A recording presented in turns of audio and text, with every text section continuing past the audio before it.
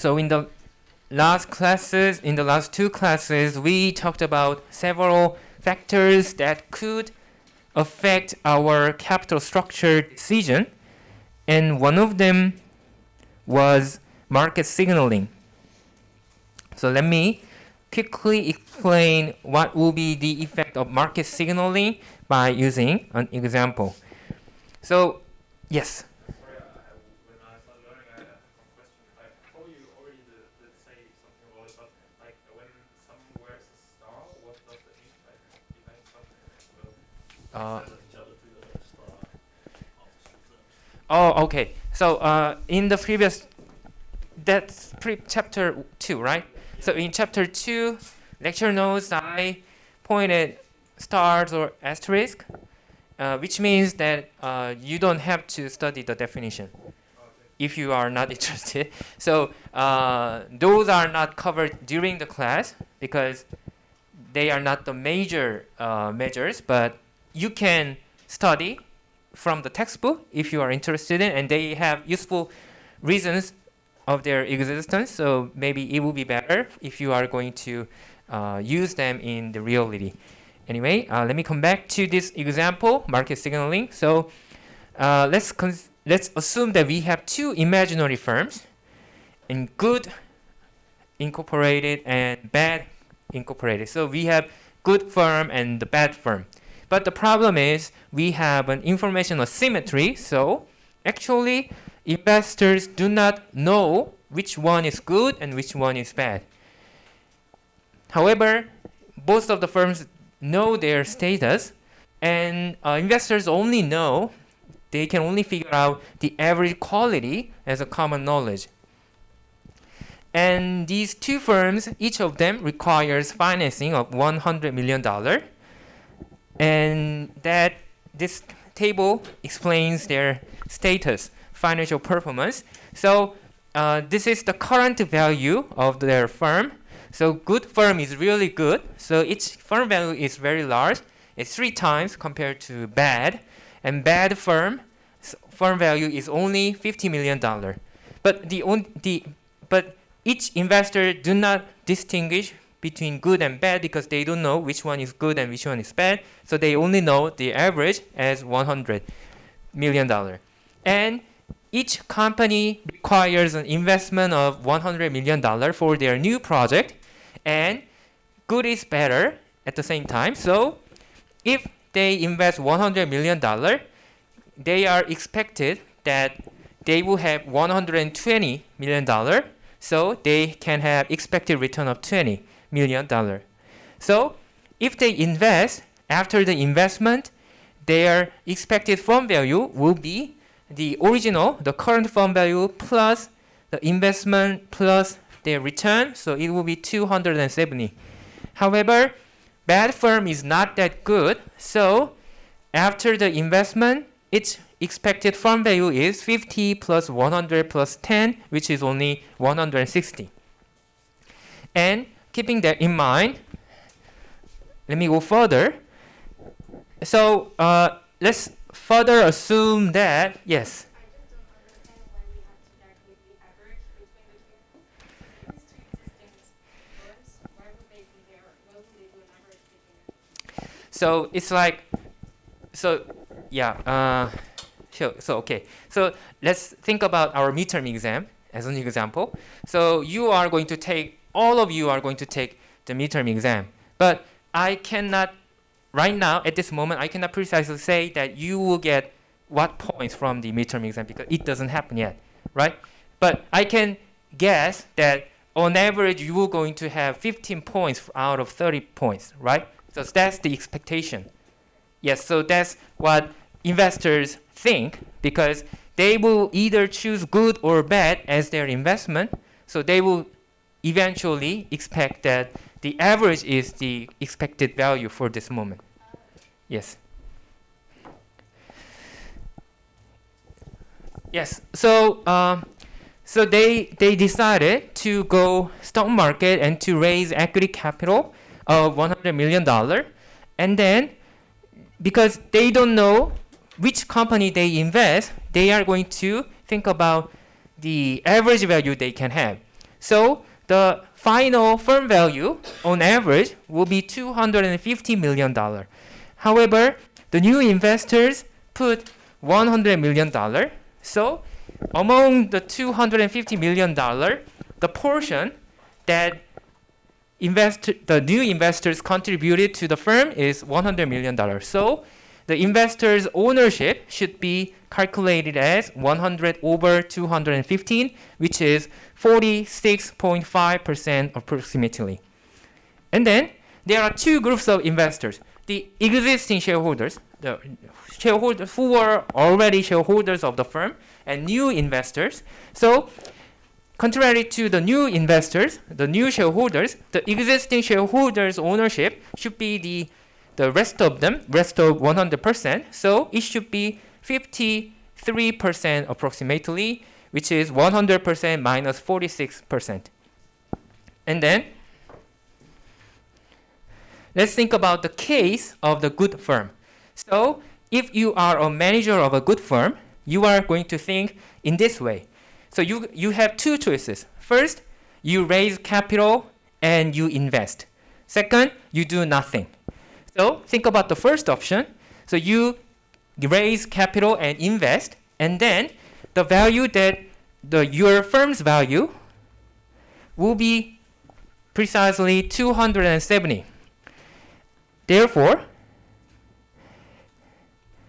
for the existing shareholders, their ownership is only 53%. So their amount, the belongings to them, is only $144 million out of $270 million.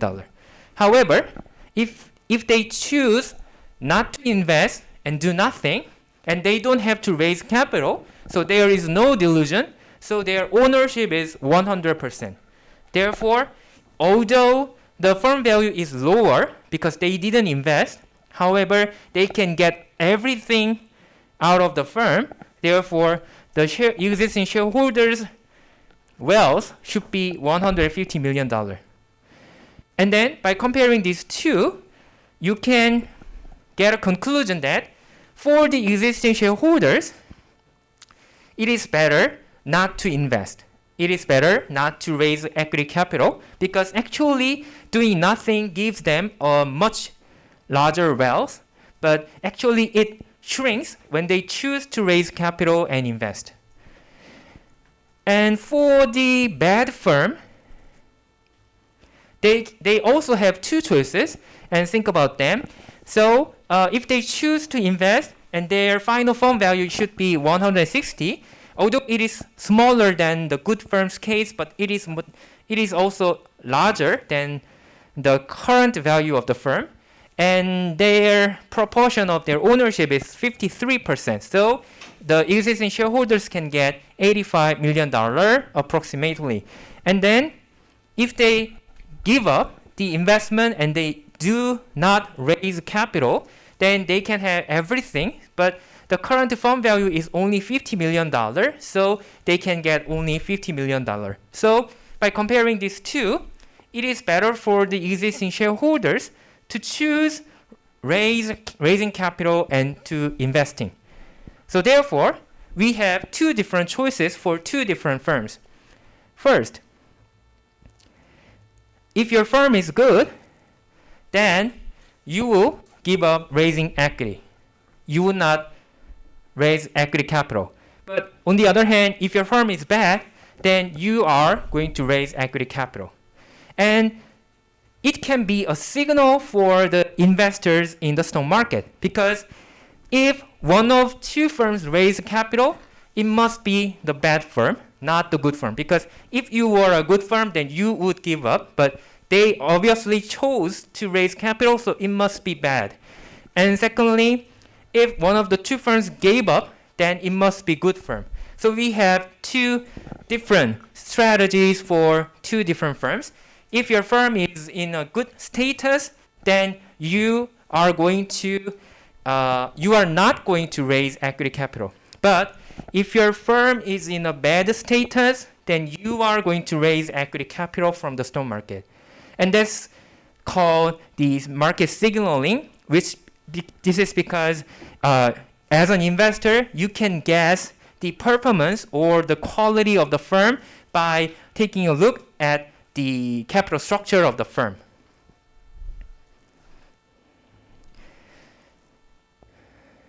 So this finding is summarized in this theory called the pecking order theory of capital structure. So the pecking order means that you have preference of your choices. So you want to select something you want to do first, and then you choose the next thing, and then you choose the next thing.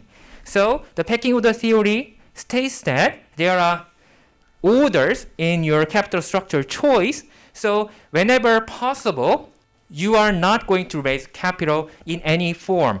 You are not going to raise capital because by doing so, you can keep your ownership of the firm and there's no problem.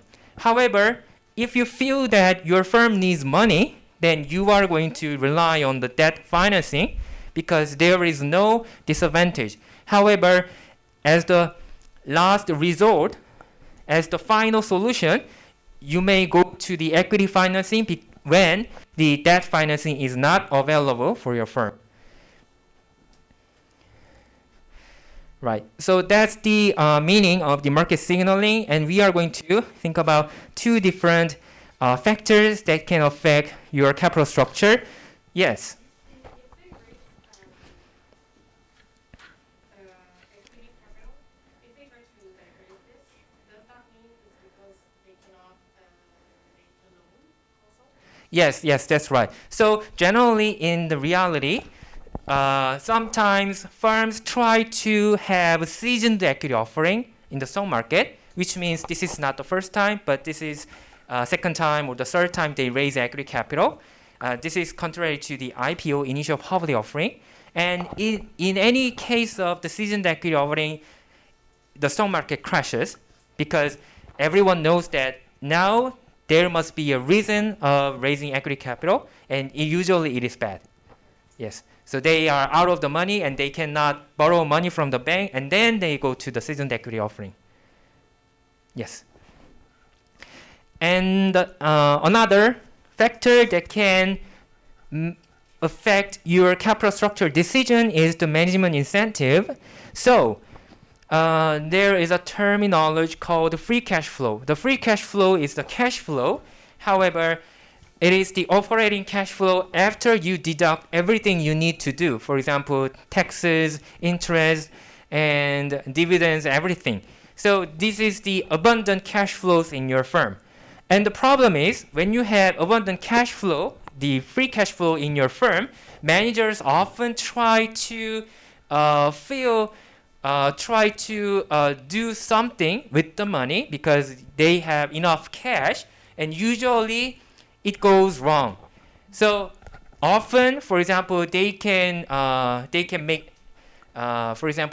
purchase air tickets, but not the economy classes, but first class, business classes, to travel to New York and to stay in a very good, decent hotel, and so on. So these are the waste of the money that the firm have. So this is the problem because the manager in the modern corporations, usually managers and shareholders are different. The shareholders are the owner of the firm. However, shareholders are often very busy and they have their things to do for their real life. So managers are hired as an agent for the owners, the shareholders. And managers should do their best, try to maximize the shareholders' wealth. However, because they are also human beings, they often think that maybe we can spend this money for me. So that is why we have the agency problem, and therefore we have to reduce the free cash flow, because whenever there are more free cash flows, the agency problem will become even worse. And one of the solution to reduce the agency problem by reducing the free cash flow is to making the firm to pay a lot. And that is possible by borrowing from somewhere, and then the firm should pay the interest expenses every month or every year, so the free cash flow will be decreased. And by doing so, managers will try their best because they are short of the money, so they are going to put their best efforts to run the business. And finally, there's another reason why firms may not try to have debt financing. So this is the disadvantage of having debt financing, which is flexibility. So as I told you in the last chapter, so a firm has a debt capacity, the maximum level that it can raise by borrowing some money. And if there is no debt capacity left, and there will be problem because in the future there might be several new investment opportunities. However, you already spent all of your financial resources, yet but you cannot raise any money for now. So therefore, you cannot choose to invest in those valuable projects.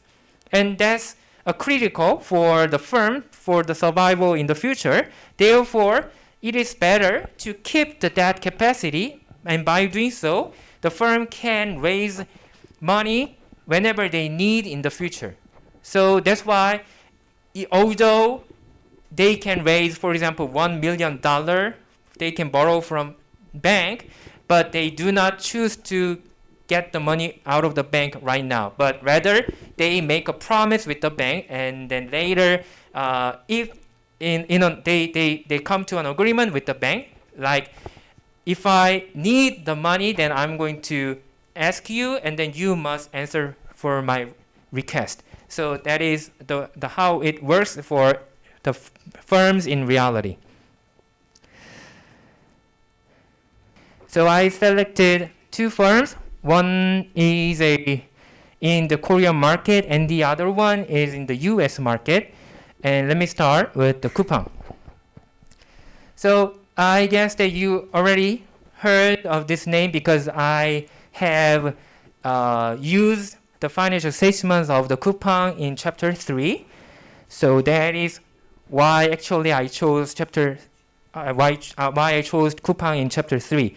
So Coupang was founded in 2010, and at very first period, it described itself as a social commerce firm. So by the social commerce firm, it means that from time to time, they are going to offer a special items, and if certain number of customers apply to purchase the item at the same time, then there will be a discounted rate, but otherwise the original price will be offered to the customers. So this is called social commerce firm because people need to gather around to get cheaper prices for their products.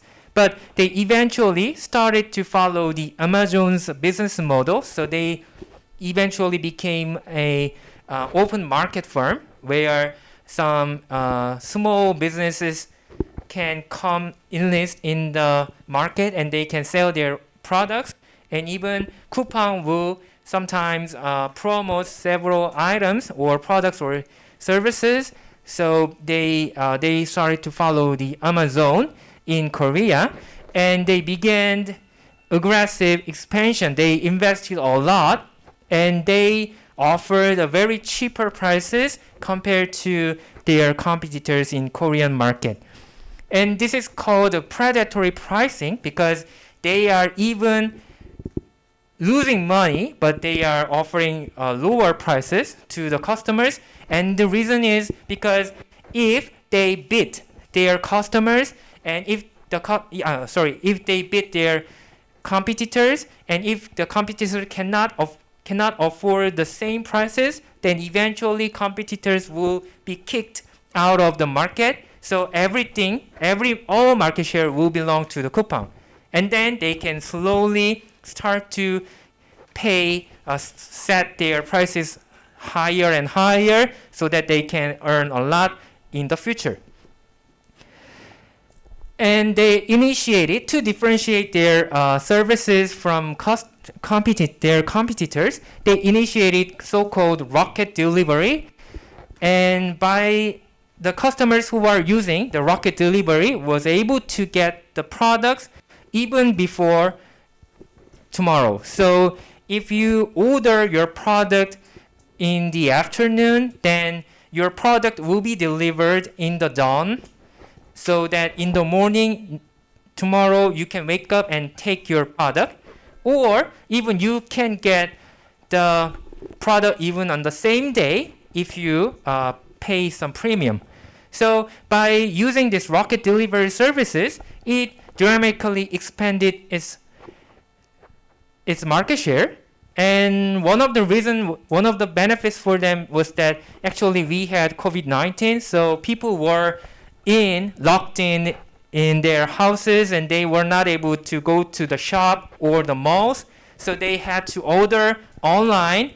And thanks to that, they searched for their delivery services, and Coupang was their choices. And to maintain the high quality services and the products, and they are not making money out of this business model right now, so it means that they need a lot of money, because every day they are losing their money. And then Mr. Son, who is a Japanese but with Korean blood, this person came to Coupang and invested a huge money so that Coupang can maintain its business until all the competitors are kicked out of the market. So this figure is from the Coupang's prospectus, which is the information given to their shareholders. So as you can see, since 1918, their annual growth rate was usually higher than 50%. And it was even 95% in 2020. So they have doubled their market shares in a single year in 2020. And the problem is they need to raise more money, even though Mr. Son gave a lot of money for Coupang, but it was not enough. It was not sufficient for the Coupang to operate in 2021. So that was their problem. And we already calculated their external financing needed.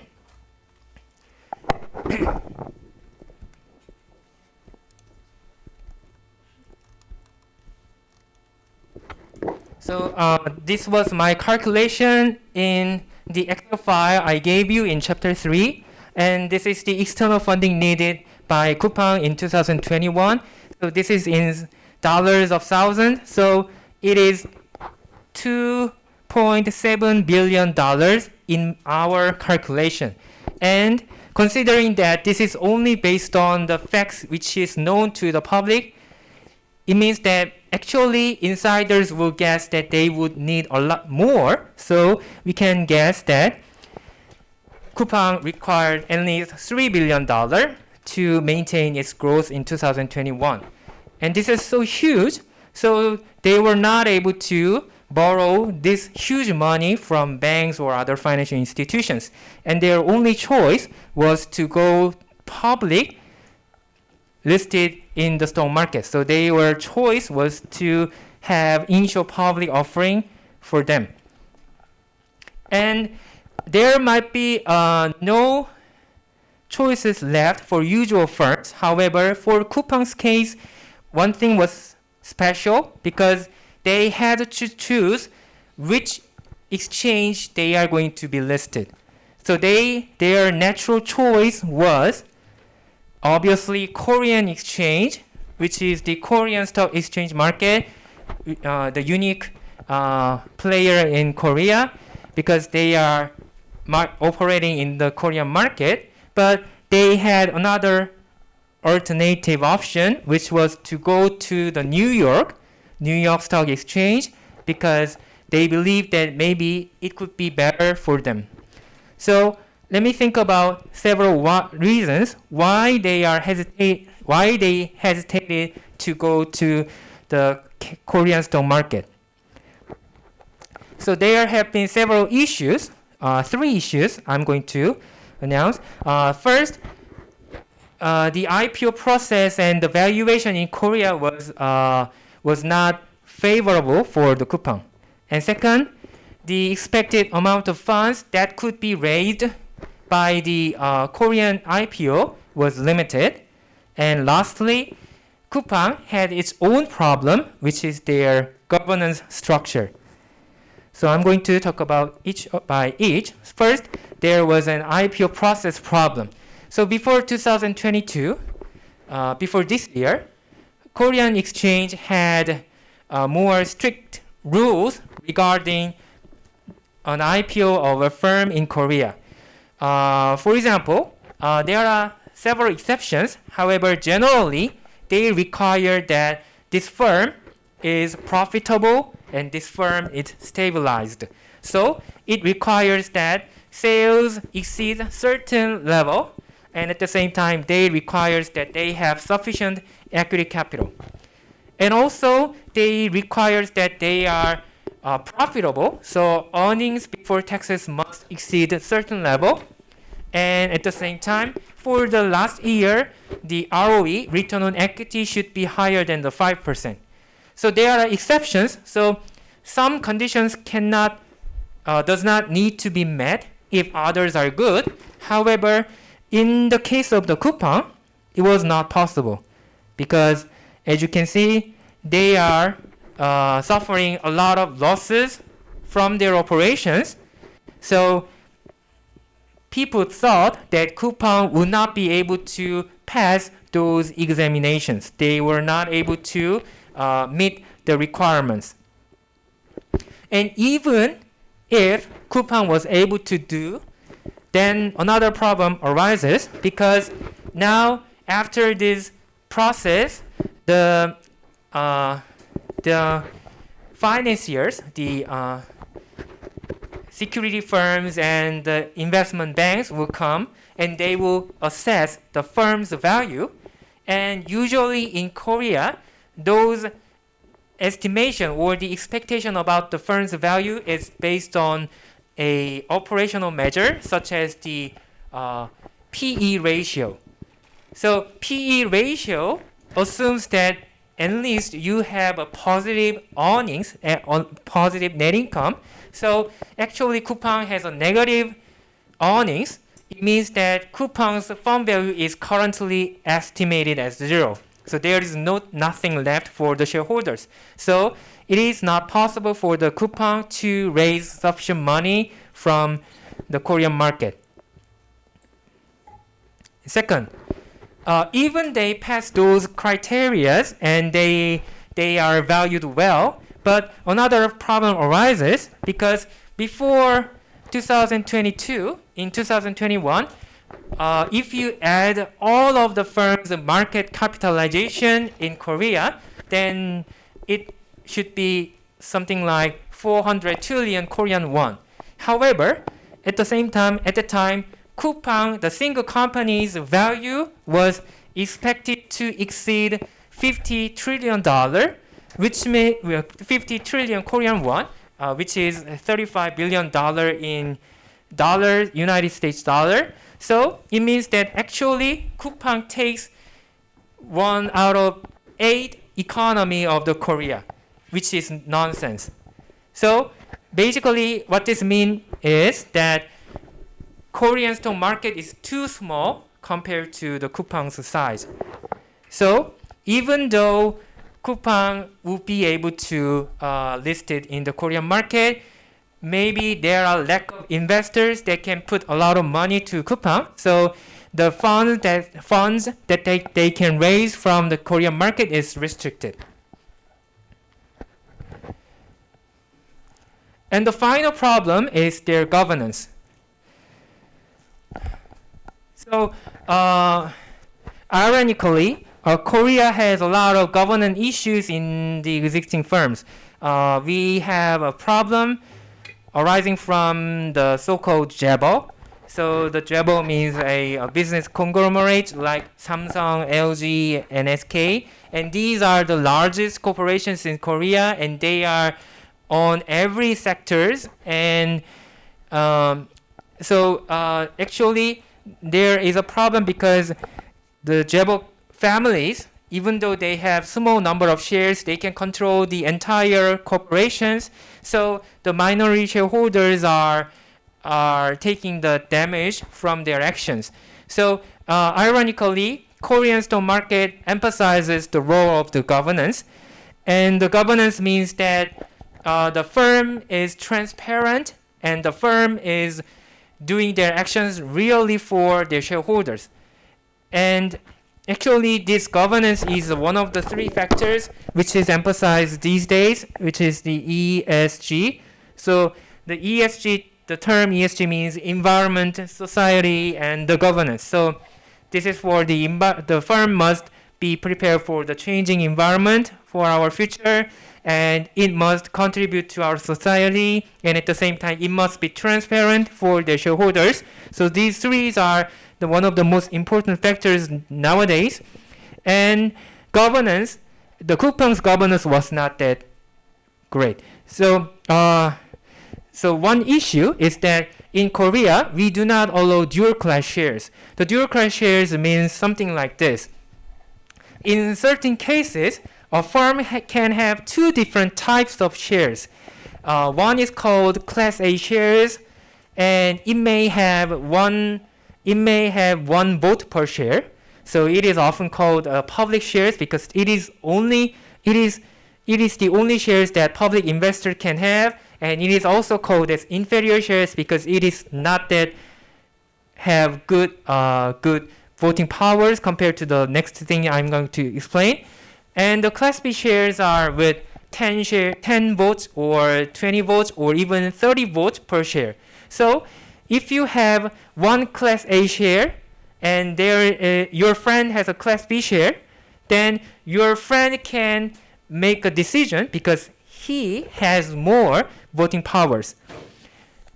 So for that reason, the other class will be called as a golden share because it is much more valuable, or it is only given to the insiders, so it is an insider share, or it is a superior share because it is superior to the inferior shares. And let me explain how it works. So suppose that you founded a firm.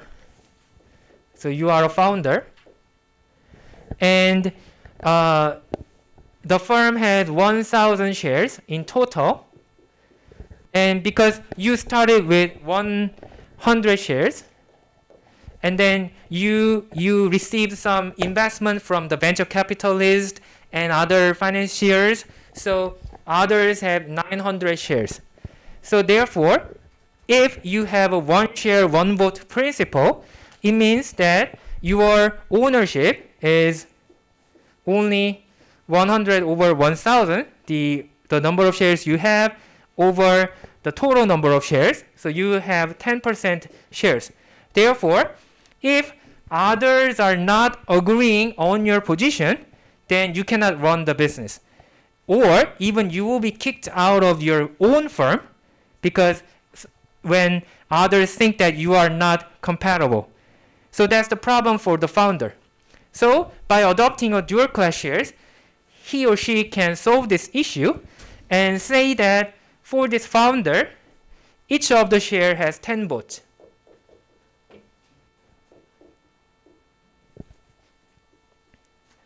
And for these 900 shares, it has only one vote per share.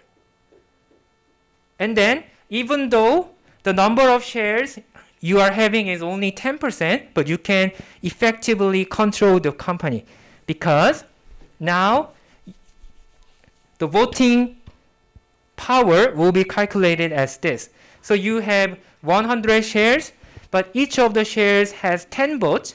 So you multiply 10, and there are 900 shares. Each of them has one vote per share. And your voting power is 100 shares times 10 votes. So if you calculate this is 1,000 over 1,000 plus 900. which is 1,000 over 1,900. So it is larger than 50%. So even though you have 10% shares, but you have a voting power over 50%, which is enough for you to make every decisions in the shareholders meeting. Therefore, you can protect yourself from kicked out of your own firm. So that is why nowadays people realize that maybe it is better for a good firms to keep their founders by allowing dual class shares. So the benefit of the dual class shares is that it can give power to protect the founder himself from the outside investors. But there is another disadvantage. That the disadvantage is if the founder is not good, then there must be a problem, because now you cannot kick him out of the company, but whenever you decide to vote for firing this person, then he will veto the solution because he has more than 50% of control rights, so you cannot win this game. So even though he is a bad person, then still he will maintain his position as a chief executive officer. So that's the problem. So that is why usually in the Korean market we do not allow dual class shares. But for some countries allow dual class shares. For example, the United States, England, or Germany, I guess.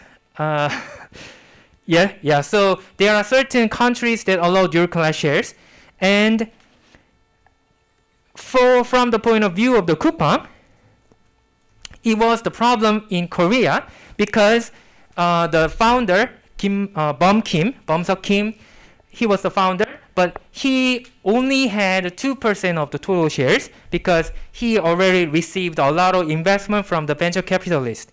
So if it goes this way without the dual class shares, then he will be eventually kicked out of the company that he created.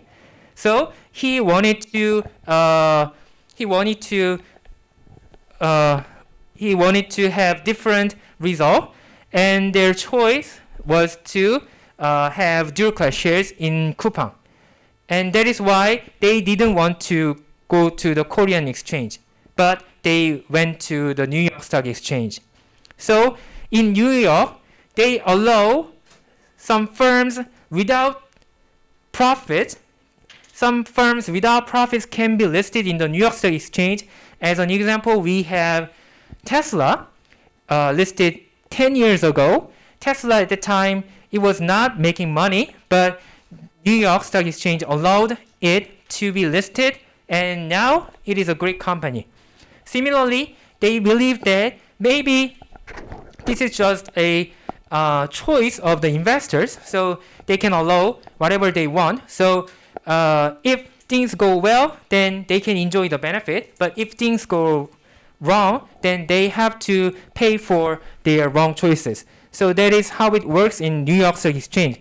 But in Korea, we do not allow some firms without the profit to be listed in our market. So that is why they chose New York, and the offering price was $35 per share, and they offered 100 million shares. So by multiplying these numbers, you can calculate that the total yes. Can you buy many shares? Having like 10 shares? In the IPO. Or are you talking about unusual cases, or are you talking about the IPO? Generally, you can buy a lot of shares if you have money, and if there are some people who wants to sell their shares.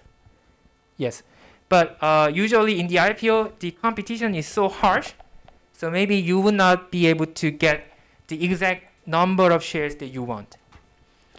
Yes, and then you can calculate the total proceeds as $3.5 billion, which is similar to our calculation of external funding needed. And after deducting the underwriter's fee, the fees charged by the security firms and investment banks, they were able to raise at least $3.4 billion. And by using the money, they were able to operate in 2021. And this is the picture of Coupang and New York Stock Exchange executives celebrating the first trading of Coupang in New York. So yes, so this was the case of the Coupang. So let me talk about the aftermath. So after Coupang's listing in New York, some politicians and some newspapers argued that Korea have lost Coupang to United States because now Korean investors cannot invest to Coupang, which seems valuable firm for the future. And for this reason, politicians started to discuss the deregulation in Korea. And in 2022, now this year, even your firm is not profitable, you can pass the examination of the KRX and maybe you will be able to have an IPO for your firm. So this is a change thanks to Coupang. And there is another company called Market Collie. So Market Collie is waiting for its IPO. It is preparing it. However, and at the same time, Market Collie's financial performance was similar to Coupang. So it has a potential to grow in the future, but now it is not making money. But it seems that the market situation has changed because of the inflation and the rising interest rates. The stock market is not that favorable right now, so maybe Market Collie have to wait until the market situation becomes better. Anyway, this Coupang case actually impacted a lot in Korea. And the next case I'm going to explain is Delta, and I think that I can finish it by time. So let me explain about the Delta. So Delta Airlines was founded in 1925, so it has a long history, and originally its business was to use their aircraft for the agriculture, because the United States has too large land. They need to use aircraft to have an agricultural reasons, and that was the beginning of the Delta Airlines. But eventually, they started to change their business to passengers by air. So they served generally the Delta region of the Mississippi River, and that's why it changed its name to Delta. And after the financial crisis in 2008, many airlines in the United States have gone bankruptcy, and only 4 major airlines survived. And they are taking 70% of the US passengers market. They are Delta Airlines, which is our interest, United Airlines, Southwest, and American. So in the next figure, you can see that Delta, American, Southwest, and United are taking more than 70% of the market shares in the US. And by the way, these figures and some contents are from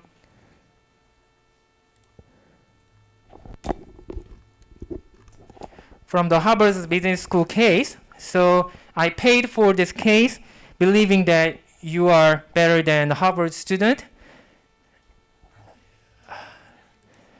Unfortunately, you are not responding to that. Anyway, I paid it, so I still believe that you are very good. So let me compare the historical performance. So there are 3 years, recent years, 2017, 18, and 19. And it seems that Delta have maintained operational effectiveness. So its profit margin was increasing, and its return on equity is almost 30%, which is a decent number. And by comparing it with the competitors, we can still get the same conclusion. So the total revenues of the Delta are similar to American Airlines and United Airlines, but Southwest is quite smaller compared to others. And if you calculate the profit margin, Delta's profit margin exceeds 10%. However, American and United's profit margins are slightly low, which means Delta has more ability to control its cost. Although Southwest has a higher profit margin, because Southwest has smaller market share, it seems that the Delta is the first player in the market. And because of that reason, investors also believe that Delta has a strong competence, so its market capitalization is even double of the American or the United Airlines. And how they were able to reduce their cost? There are several reasons. First, when their aircrafts when they have a flight, they usually try really bad to fill every seat. So the passenger load factor means a ratio of a filled seat over miles, and it was 86%, and it is larger than the others' average, which was only 84%. And at the same time, they are using aircrafts as long as possible.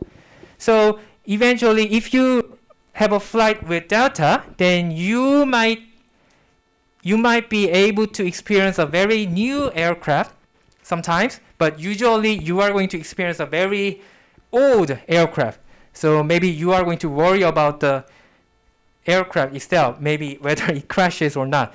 Anyway, its average age is 16 years. It means on average they are going to use for the 16 years.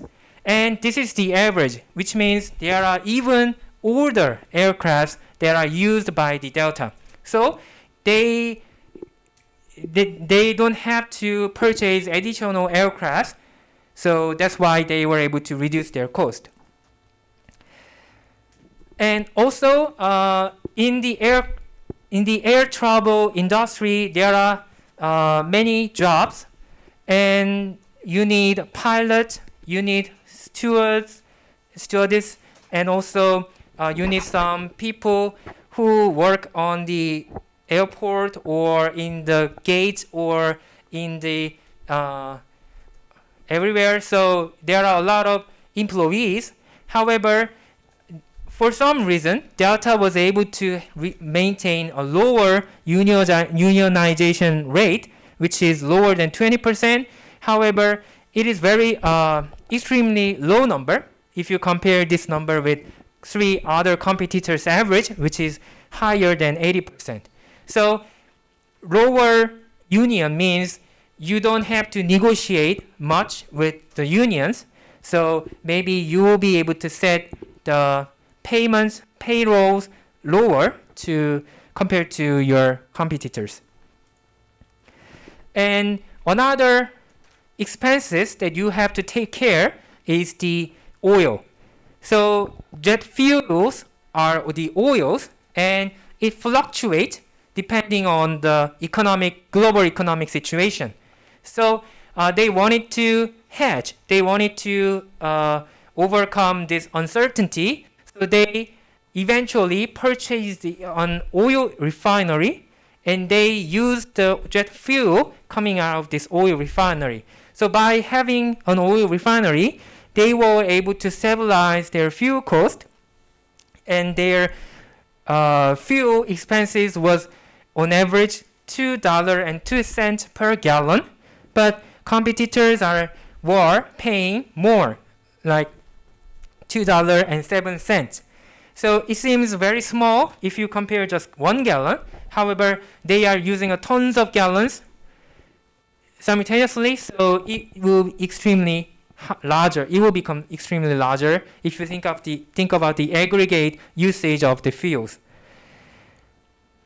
And another advantage for the Delta, so this was the previous slide was about their cost reduction, and this is about their income. So another way that they can have another income, which is not related to their main business, is their loyalty program. So they are running a loyalty program called Sky Miles, and their customers can collect miles or points whenever they purchase air tickets, whenever they travel so long distance.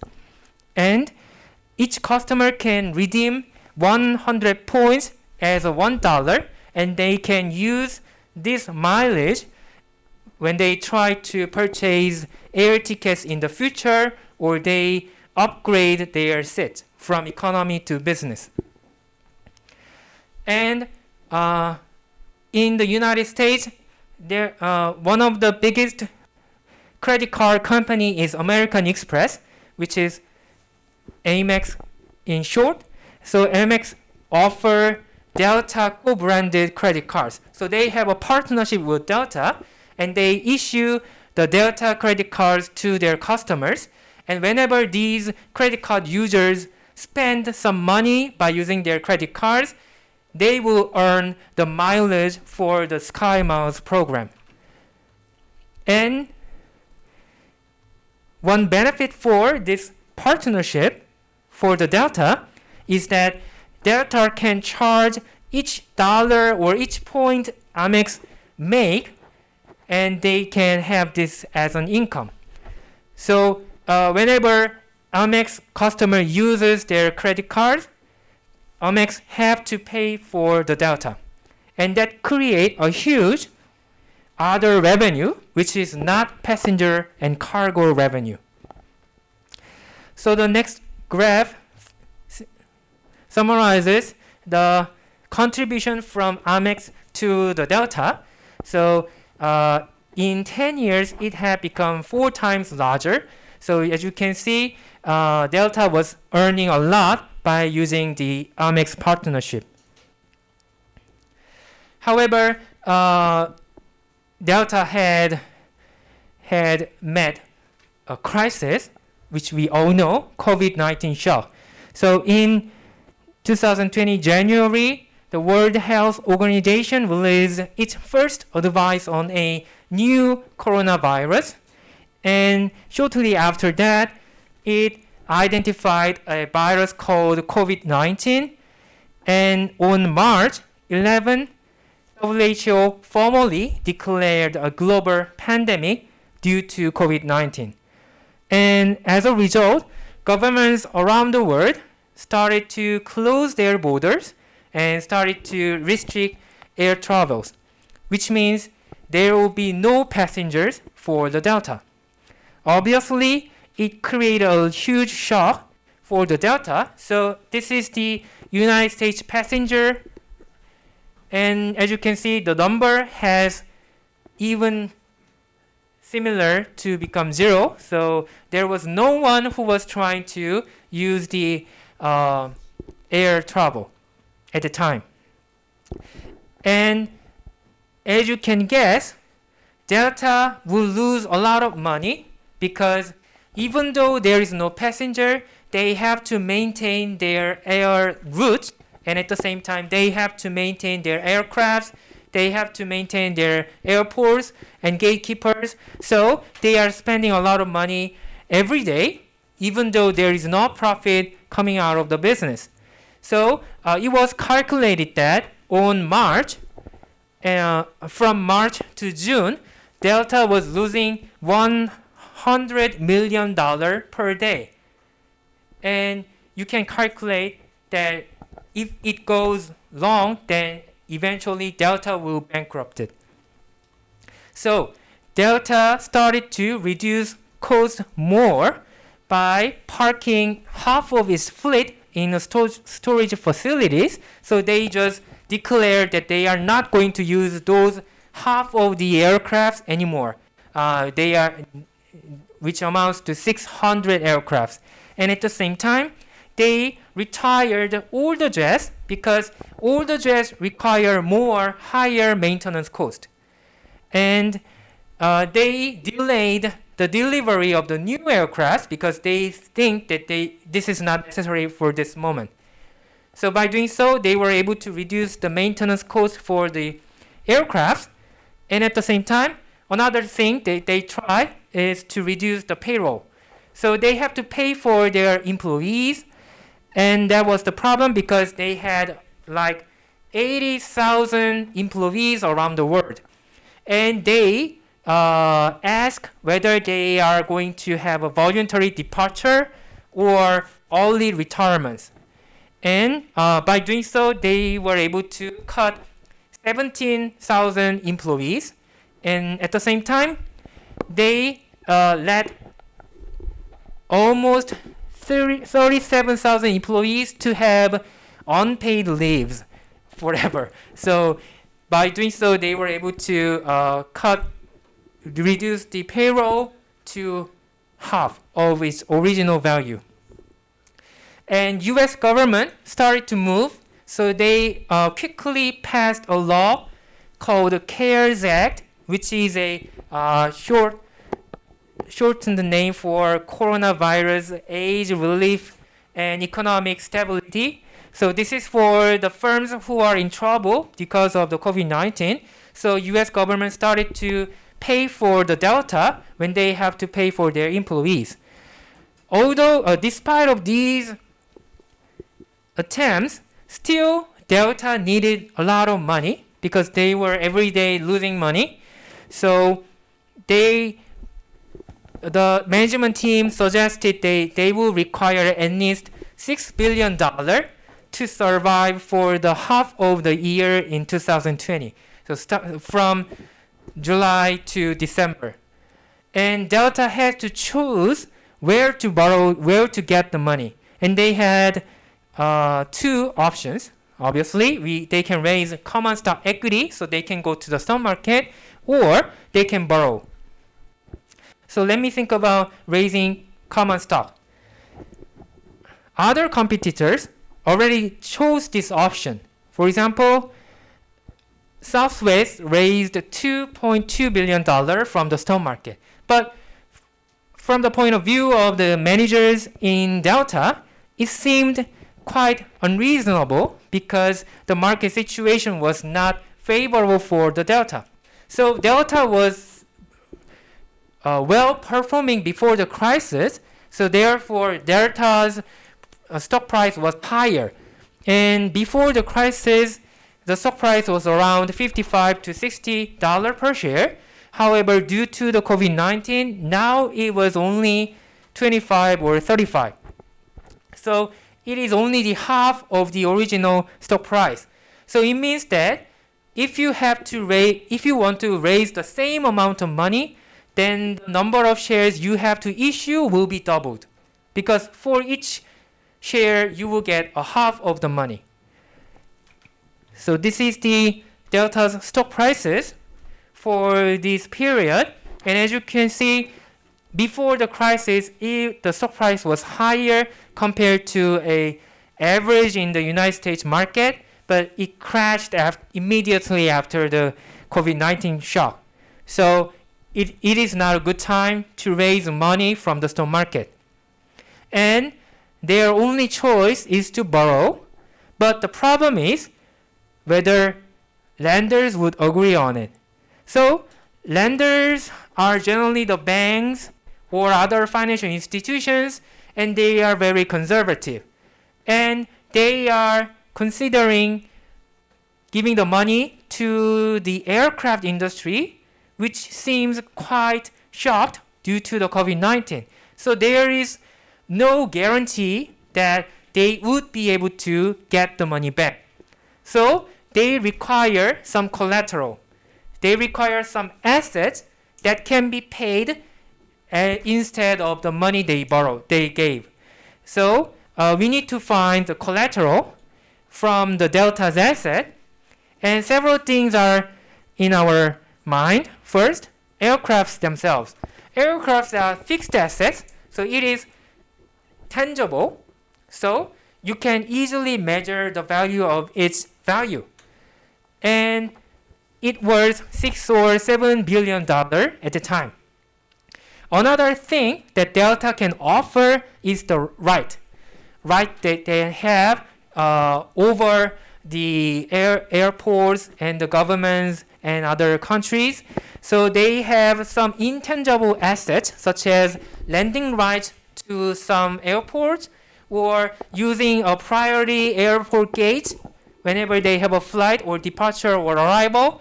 And they have some unique rights to fly from somewhere to somewhere, from, for example, city of New York to city of LA. So they keep this as their right to air travel. So it can be an asset for the lenders. And they think about what else. And suddenly, on June 20, its competitor United announced a shock news. They announced that they are going to borrow almost $7 billion by using its loyalty program as collateral. So this was done not yet before the COVID-19 crisis. So there was no such case that using loyalty program as a collateral. And how it was possible? So let me think about the United case. So United's loyalty program is called Mileage Plus. And United create its subsidiary firm, which is known as Mileage Plus Holdings, and it gives all the points related to all the assets related to this loyalty program. And then by using this company as a collateral, United borrowed the money. So it is possible because the mileage program will eventually create future revenues for the United. So by having it as a collateral, it gives a promise that the lenders can get the money out of the mileage program. So it was feasible. So they were able to borrow for 7 years, and interest rate was 6.5%. And Delta had a better opportunity compared to United because Sky Miles was 25% larger than the Mileage Plus. Remember that Delta was the leading company in this market. And although there was a decrease in the revenues from the Sky Miles, still it was maintaining at least 80% of its revenue. So it seems that this will go on. So there could be future cash flows coming from this mileage program. And at the same time, one thing that Delta emphasized is that Amex credit cards are frequently used still by the customers. So there was only less than 5% reduction in sales of the credit cards, which means still although people cannot purchase air tickets by using this mileage program right now, but they believe that eventually when the COVID-19 ends, then they are going to have troubles around the world by using the credit card points they have earned. So it means that these revenues will continue to grow. So lenders accepted this idea. And as a result, Delta issued $6 billion, which was their external funding needed for 2021, and they secured its loan with the SkySmart program. And syndicated lenders, all well-known large banks participated in this borrowing. So like Barclays, Goldman Sachs, JP Morgan Chase, they all participated in this lending and borrowing. So they all believe that it is possible. And thanks to the money that Delta was able to raise, thanks to the loyalty program, it was able to maintain its operation for the rest of the year, and it started to recover, and it reverted to profit in the third quarter in 2021. So this short case shows you that actually the capital structure decision is very important in reality, and they have to decide depending on the situation. And sometimes we can have a novel new innovation in the financing method.